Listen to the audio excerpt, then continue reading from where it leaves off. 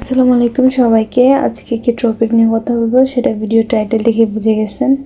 আসলে আমি আপনাদেরকে পুরো ভিতর থেকে দেখাতে পারতেছি না, আমি ভিতরে যেতে পারিনি, তো আমি বাইরে থেকে আপনাদেরকে দেখাতেছি যে এটা একটা সরকারি অফিস। যারা বিদেশে যেতে আগ্রহী, যারা বিদেশে যেতে চান, যারা দালালের খপ্পরে পড়েন, ভাবতেছেন কোত্থেকে শুরু করব, কার মাধ্যমে যাব, ভাই কারো মাধ্যমে যেতে হবে না। দালালরা শুধু টাকা খায়।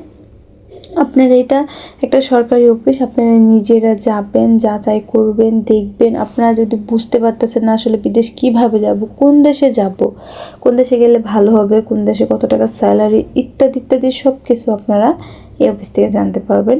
এটা একটা পুরোপুরি সরকারি, এই এরিয়াটা পুরোটাই সরকারি।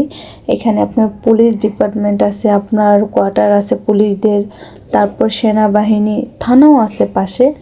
আর এই অফিসটার নাম হলো প্রবাসী কল্যাণ ভুবন। অনেকে বয়সাল অফিস বলে চিনি, অনেকে ফিঙ্গার অফিস বলে চিনি। আপনাদের চেনার সুবিধাতে আমি পুরো এরিয়াটা আপনাদেরকে দেখায় দিলাম। এখানে আপনারা মগবাজার এসে যে কোনো মানুষকে বললে আপনাদেরকে দেখায় দিবে এই অফিসটা কোথায়।